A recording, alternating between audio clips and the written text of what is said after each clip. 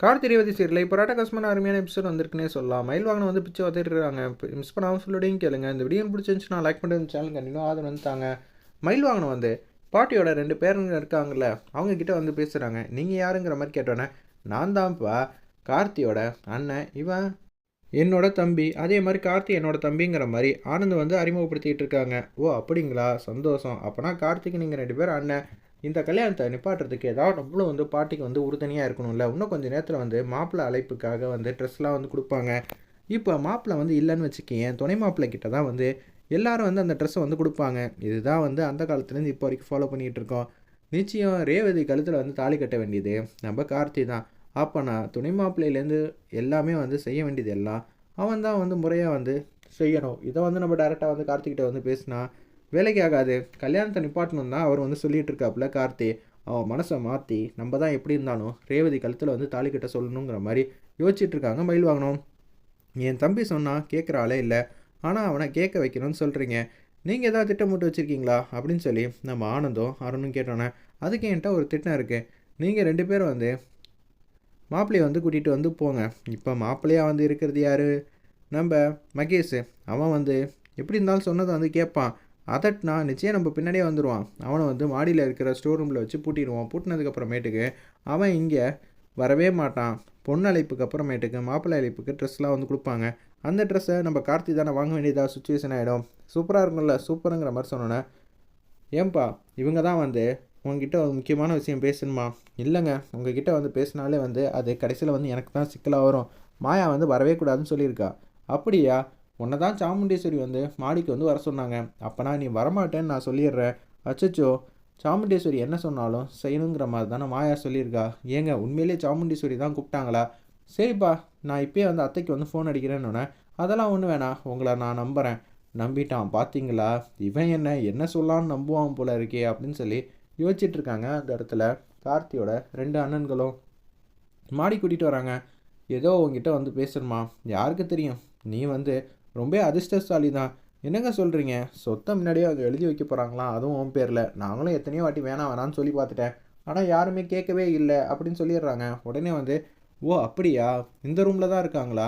நாங்களாம் வர முடியாதுப்பா, அத்தை வந்து இருக்காங்க, ஏதோ வந்து டாக்குமெண்ட்லாம் வச்சுருக்காங்க, நீ என்ன எது பாருன்னொன்னே அப்படியே வந்து உள்ளே போகாமல் சாமுண்டேஸ்வரி அத்தை அப்படின்னு சொல்லி வாசல்லேருந்தே வந்து கூப்பிட்டுட்டு இருக்காங்க. என்னப்பா, என் மேலே நம்பிக்கை இல்லையா? சத்தியமாக உங்கள் மேலாம் எனக்கு நம்பிக்கை கிடையாது. நீங்கள் மாட்டுக்கு வந்து இங்கே ஏதாவது பிரச்சனை பண்ணிட்டீங்கன்னா, ஆமாண்டா பிரச்சனை தான்டா பண்ண போகிறோம் அப்படின்னு சொல்லி எட்டி பார்த்துட்டு இருக்கிறவங்கள பிடிச்சி ரூம்குள்ளே வந்து தள்ளி விட்டுறாங்க. தள்ளி விட்டோன்னா வந்து மயில் வாகனம் வந்து கதை வந்து தாப்பா போட்டு புட்டிடுறாங்க. இப்போ எப்படி இருந்தாலும் வந்து அடுத்தது ஃபங்க்ஷன் வந்து ஆரம்பிக்க நான் சொல்லிடுறேன், இவனை வந்து பார்த்துக்கங்க அப்படின்னு சொன்னேன். சரிங்க நாங்கள் பார்த்துக்குறோன்னு சொல்லிட்டு மயில் வாகனம் மட்டும் வேக வேகமாக போகிறாங்க. அத்தை, நீங்கள் வந்து மாப்பிள்ளையை வந்து கூப்பிட்டு இது மாதிரி கொடுக்க மாட்டிங்களா அப்படின்னு சொன்னோன்னே, ஆமாம் அடுத்தது மாப்பிள்ளைக்கு தானே எல்லாமே கொடுக்கணுன்னு.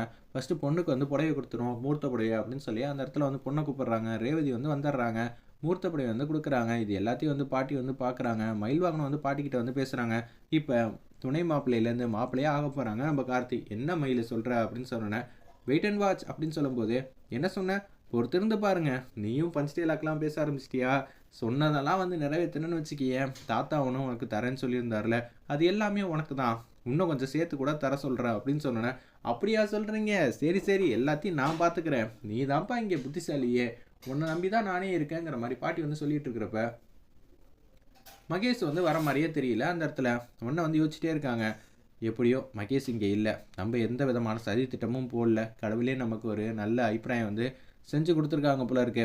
துணை மாப்பிள்ளையாக இருக்கிற கார்த்தி வந்து இந்த சடங்கை வந்து நல்லபடியாக வந்து செஞ்சுக்கிட்டோம் அப்படின்னு சொன்னோன்னே, கார்த்தி வந்து கூப்பிட்றாங்க. ரொம்ப டைம் ஆயிடுச்சுன்னு அக்கம் பக்கம் இருக்கிற எல்லாரும் வந்து சொன்னோன்னே, இதான் சரியான சாக்கா போச்சு, நம்ம கார்த்திகிட்ட வந்து கொடுத்துடலான்னு சொல்லிட்டு, ஏன்பா உன்னை தான்ப்பா கூப்பிட்றாங்க அத்தை, நான் எதுக்கு இதெல்லாம் வாங்க போனோம், தெரியலப்பா அவனை கூப்பிட்றாங்க போனோன்னே, நீ தான்ப்பா வந்து வாங்கிக்கணும். இல்லைங்க, இதை வந்து மாப்பிள்ளை தானே வாங்கணும், நீ தானே என்னை பொறுத்தளவு மாப்பிள்ளைங்கிற மாதிரி யோசிச்சுட்டு இருக்காங்க. அந்த இடத்துல நம்ம சாமுண்டீஸ்வரி அப்பன்னு பார்த்து, எனக்கு வேணாங்க, இல்லைப்பா துணை மாப்பிள்ளையே இருக்க, இப்போ மாப்பிள்ளை இல்லை, அதனால் அவர் இடத்துலேருந்து நீ தான் இந்த இதை வாங்கிட்டு அவர் ரூமில் கொண்டு போய் வச்சிரு சரியா அப்படின்னு சொன்னோன்னே, கார்த்திக் இது உன்னோட பட்டு வெட்டி பட்டு சட்டை தான், அதை யாராலையும் மாற்ற முடியாது, நீ தான் என் பொண்ணு கழுத்தில் வந்து தாலி கட்ட போகிற, அதையும் யாராலையும் மாற்ற முடியாதுங்கிற மாதிரி சூப்பராக வந்து யோசிச்சுட்டு இருக்காங்க சாமுண்டேஸ்வரி. அந்த பட்டு வெட்டி பட்டு சட்டையை வந்து வாங்கிடுறாங்க. மயில் என்னப்பா கலக்கிட்டியே, நான் சொன்னதை தான் செய்வேன், செய்யறது தான் சொல்லுவேன் அப்படின்னு சொல்லி மாஸ் பண்ணுறாங்க. அது என்னமோ விஷயத்தில் உண்மைதான்ப்பா அப்படின்னு சொல்லி அந்த இடத்துல பாட்டி வந்து நல்லா உற்சாகமாக வந்திருக்காங்க. இதே மாதிரி எப்படி இருந்தாலும் கார்த்தி வந்து தாலி கட்ட சொல்லிடுறியா, இதுக்கு என்ன செஞ்ச அப்படின்னு சொன்னோன்னே மாடி கூட்டிகிட்டு போயிட்டு ரூமில் வச்சு கதவை தாப்பா போட்டாச்சு. அதுக்கு பாதுகாப்பா உங்களோட 2 பேரனுங்க வந்தாங்கல்ல